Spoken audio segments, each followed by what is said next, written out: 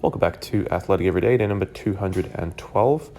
What you're watching here is kind of freestyle workout, working on work capacity a little bit, just to get blood pumping into my lower body because it was feeling a little bit stiff and sore after the long train journey that I had up here to Scotland.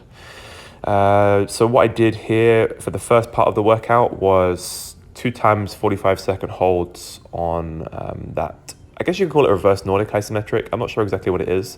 You're not really leaning back, you're sort of having a 90-degree angle at the knees, like a slightly larger than 90-degree angle at the knees in terms of flexion, and then pushing into the wall with your hands, and then pushing into the floor with your feet, so you're kind of creating that like counter tension.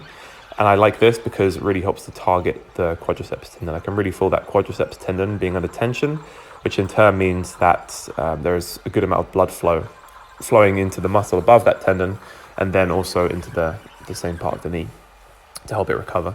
So the reason why I was doing those is because my knees are feeling a little bit stiff. Over the last few days, my sleep quality has been pretty poor.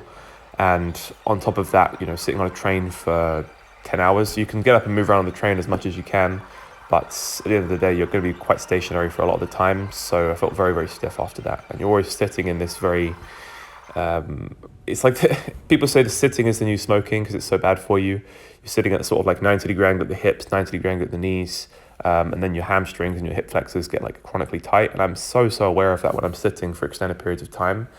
And I'm very fidgety, I can't sit still. So in spite of that though, I still felt quite stiff. So this workout wasn't gonna do anything crazy and explosive. I just wanted to do something to get my legs moving through a decent range of motion. And I really like sled pushing because it works the feet, works the calves, works the ankles, works the glutes, hamstrings, quads, everything gets worked, and it's through a decently long range of motion as well.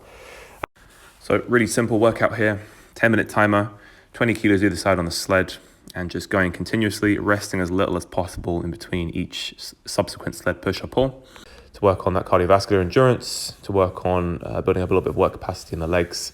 You need to do workouts like this every now and again because they just keep you healthy, they keep you feeling good, and they just improve your ability to recover after workouts as well. I'm firmly of the opinion that one of the best things that you can do to recover from training is just more general movement. The more your body moves, better the blood flow, the more supply of nutrients to the muscles, tendons, ligaments, in order to help them to heal and recover and then adapt to the stimulus that you put on them during the training. Then post sled push and pull, I decided to do some 45-degree reverse hypers. Haven't done these in a long time, and I just know that they're an incredibly valuable exercise because it trains the hinging movement pattern, but in a slightly different way than you would on an RDL or a deadlift.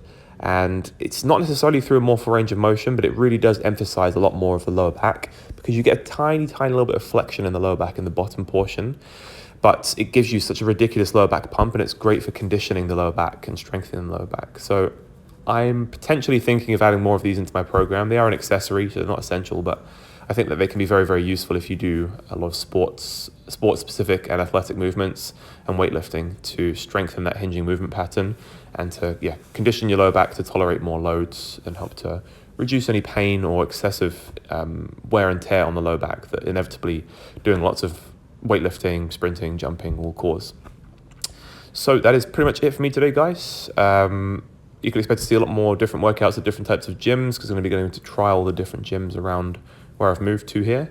So stay tuned and thank you very much for watching. I'll catch you in the next one.